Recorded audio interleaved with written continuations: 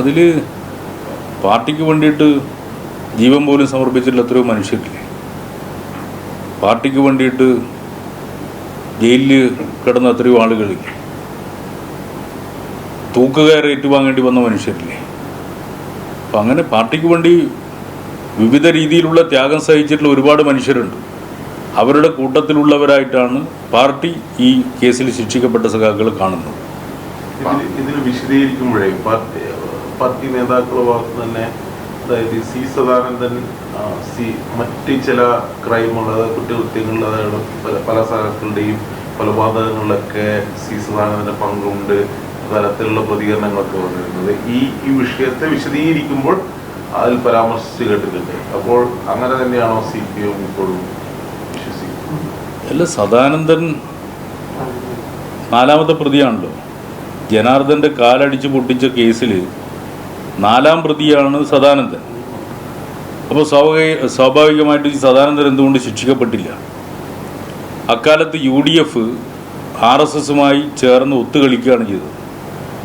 സാധാരണ നിലയിൽ ടാഡ എന്ന് പറയുന്ന നിയമം, ആ നിയമം പ്രയോഗിക്കേണ്ടത് ഭീകരവാദികൾക്കെതിരായിട്ടാണ്.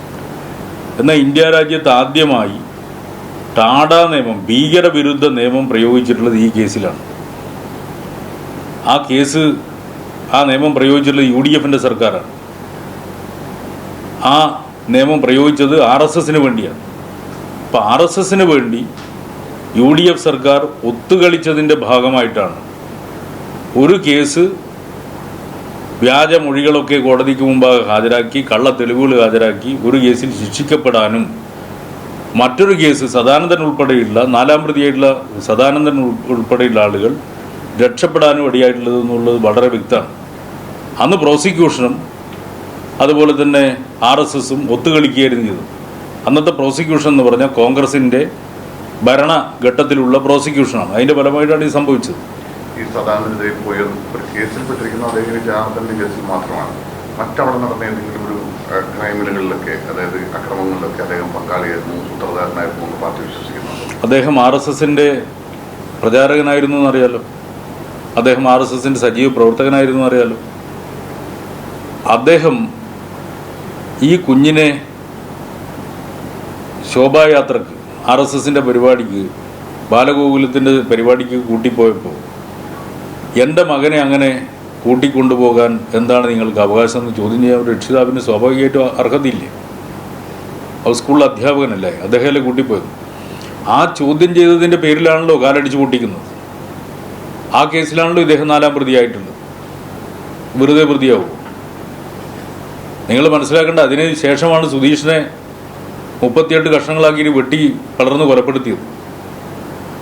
ഇപ്പോൾ വളരെ സാത്വികനാണ് ഈ സദാനന്ദൻ എന്ന് നിങ്ങളാരും തെറ്റിദ്ധരിക്കണ്ട.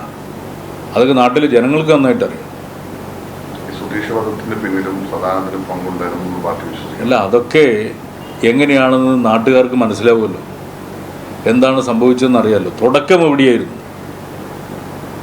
സ്വന്തം കുഞ്ഞിനെ RSSന്റെ പരിപാടിക്ക് ഒരു RSSന്റെ പ്രചാരകനായിട്ടുള്ള അധ്യാപകൻ കൂട്ടിക്കൊണ്ടുപോയത് ശരിയല്ല.